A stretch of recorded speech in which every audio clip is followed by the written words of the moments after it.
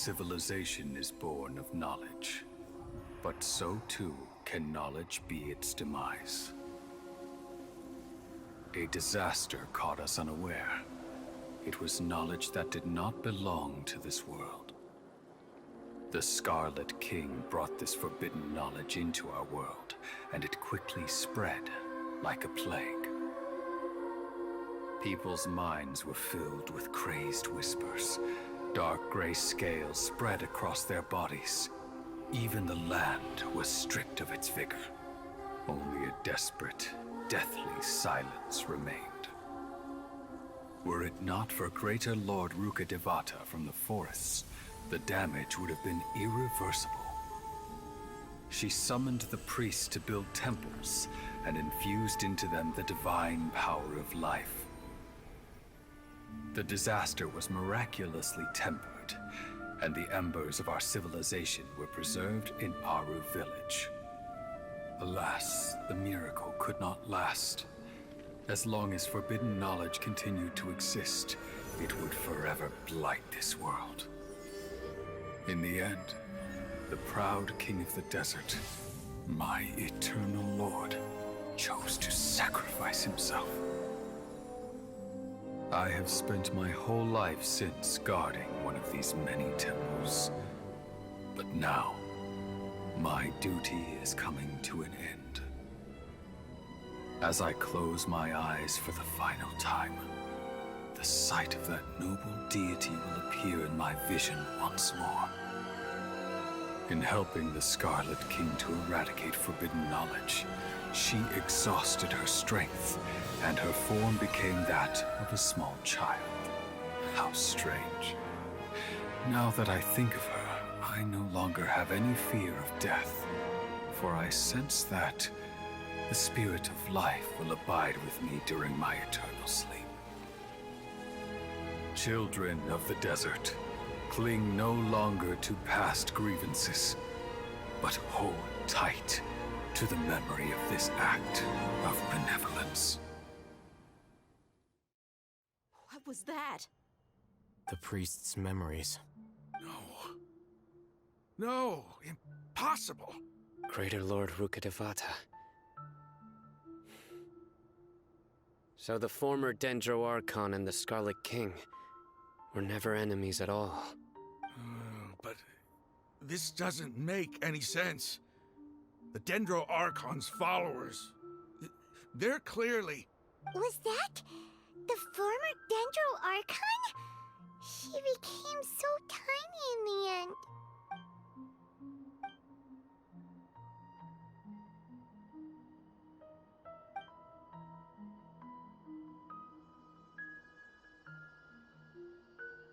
You might be distrustful of the Akasha, but there's no reason for you to doubt the Scarlet King's technology. You've just witnessed his priest's last words. I've never heard about any of this before. The surviving followers of the Scarlet King all gathered in Aru village. Our god did not make mistakes. We refused to believe any of the rumors. The Scarlet King's death, the all but total annihilation of our civilization. It was all Greater Lord Rukkhadevata's doing. We saw her as nothing more than a traitor, who stabbed us in the back in our moment of crisis. Just like us humans. Fighting, feuding, double-crossing each other to survive in the desert. You were blinded by your prejudice.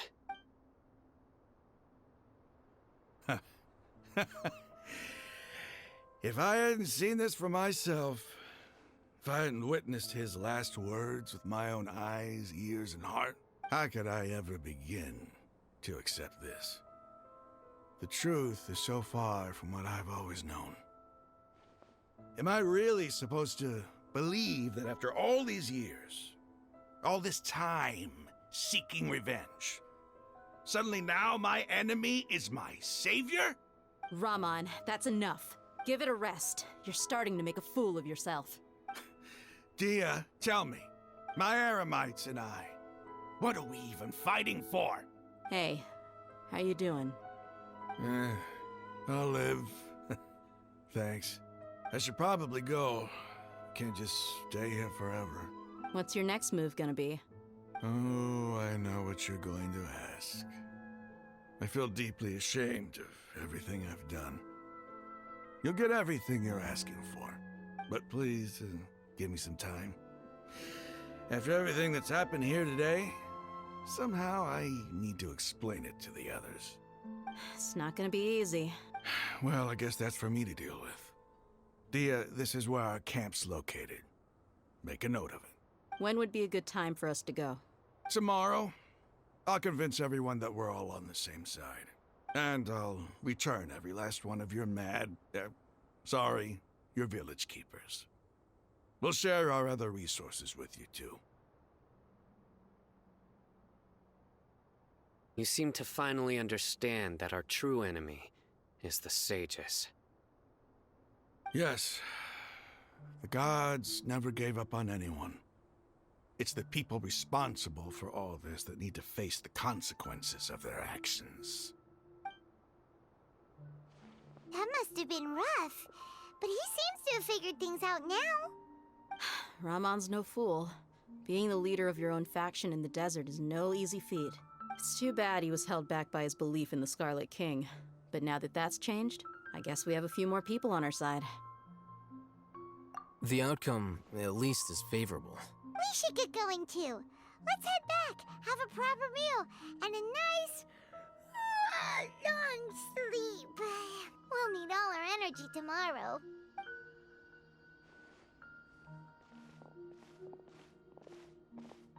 Sino, we're leaving! Stop yelling.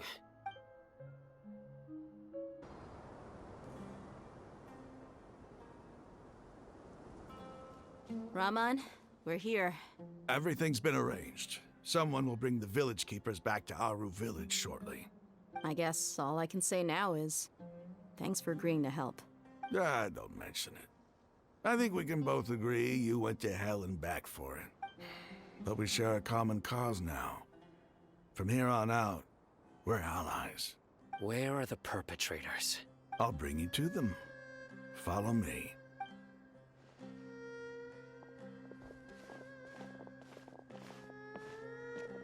So these are the people who kidnapped the village keepers.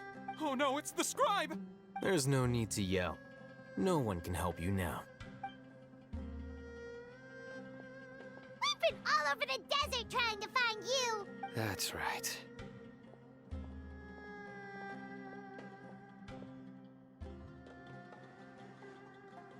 General Mahamatra? No, no! Make it quick, please! Swift and painless! Whoa. The moment they set eyes on Sino, they turned pale like they've seen a ghost! You should have known that I would be coming for you. Wait, we were just following orders. You know what I'm talking about, right? There's no way we could have done all this by ourselves. No, not Sino. He's gonna tear us limb from limb. I could do worse. Please have mercy. Start talking. Otherwise, I'll have to resort to other methods. So, your superiors have kept you quite busy recently. Why? What are they trying to accomplish? They, wanted to extract canned knowledge. Don't play dumb. You know what I'm really asking. They extract divine canned knowledge. Then what? I really don't know how to explain it. Well, you better start talking or you'll be sorry! You don't want to make things any more difficult for yourself, do ya? Be my guest.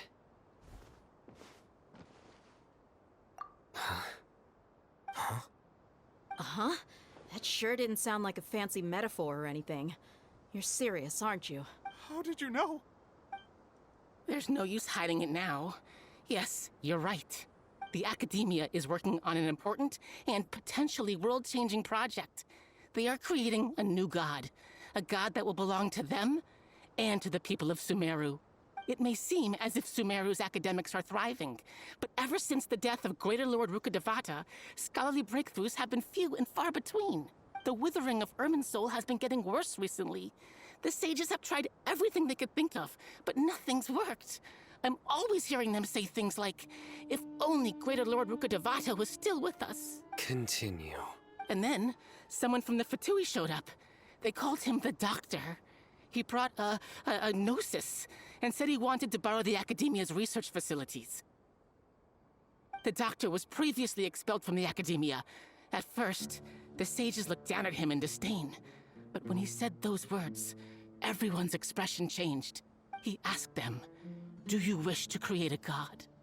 This is what the arrogant ignorance at the extreme end of academia looks like. First, the Akademiya spent a long time constructing a divine vessel, which was based on an exquisite humanoid puppet. After that, they harvested dreams via the Zeb-Zerus Festival Samsara, maximizing the Akasha's output. With the Doctor's help, and the Akasha now functioning at maximum efficiency, they were able to use it to extract the power from the Gnosis and convert it into a divine core. Next, they decided that their new god needed to possess divine wisdom. For that to happen, they needed a huge quantity of divine canned knowledge. It adds up. But how do you determine whether the knowledge extracted is of divine origin? Call it an educated guess?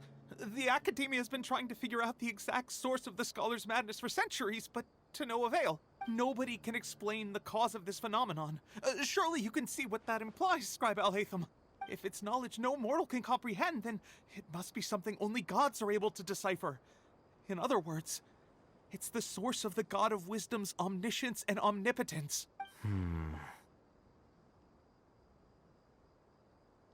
You must have noticed by now. The Academia doesn't care about who their god is. It's the ability to exercise control over knowledge and wisdom that matters. It is as if they are cursed with a desire for omniscience and omnipotence that burns in their blood. Some organisms demonstrate phototaxis, and thus orient their entire lives in respect to sources of light. For the sages, their only source of hope is the existence of a deity who embodies the acme of wisdom. This is but a form of phototaxis. For many scholars, the absence of a god of wisdom means stumbling in the darkness for the duration of their lives. Then what does Lesser Lord Kusanali mean to you?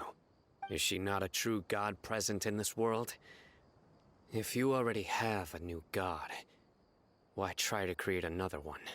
From the beginning, the Academia has never treated her as a god. When the Academia first discovered Lesser Lord Kusanali, the newborn god of wisdom, the sages hoped that she would be as wise as Greater Lord Rukkhadevata. But upon evaluation, they found that at the time, she possessed no more intelligence than any ordinary human child. The sages never had a ruder awakening. This forced them to accept that Greater Lord Rukkhadevata had indeed passed away. Not to mention that Lesser Lord Kusanali's gnosis had been used to power the Akasha this entire time. By herself, she has neither an archon's raw power nor the spectacular insight expected of a god of wisdom.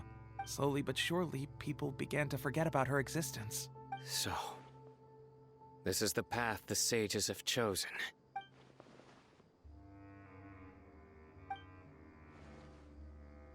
All right, let's try to keep our cool. If everyone's in a bad mood, then let's change up our scenery. Raman, give me a few men to help us escort the village keepers back to the village.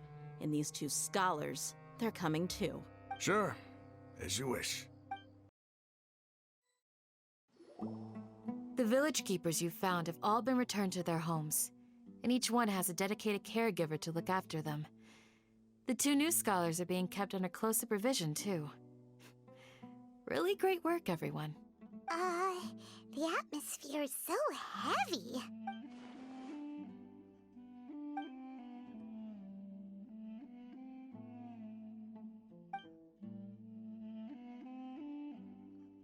Hey! Say something! Stop spacing out! Come on, is there nothing left to talk about? In that case, let's all get some water and try to think about something else. Or I can go fetch some snacks. Oh, Paimon's so coming with you. Do you have any plans, Traveler? Gods above, you're not talking about work, are you?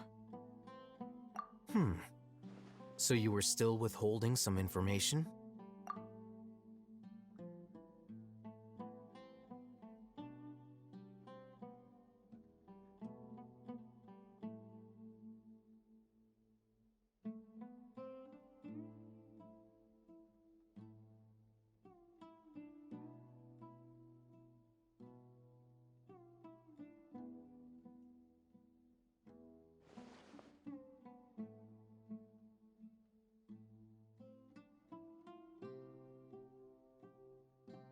Even though we lived through all of this firsthand, it still feels super surreal to hear you talk about it again. What a whirlwind of a story. I felt like I was holding my breath the whole time. It seems like there'll be more issues to face in the days ahead than I had anticipated. Still, now's a good time to make our next move. Now that Ramon's joined us, we'll be an even stronger team. It's time to make a plan. Indeed. These events are a flagrant transgression of the rules in every sense. We cannot allow it to continue. So, everyone, are we on the same page? Crush the sages and rescue our god. That is our ultimate goal. Well, let's brainstorm a little more about what other resources we can draw on. The next time we gather here, we must have a solid plan. Yep, it'll work out for sure.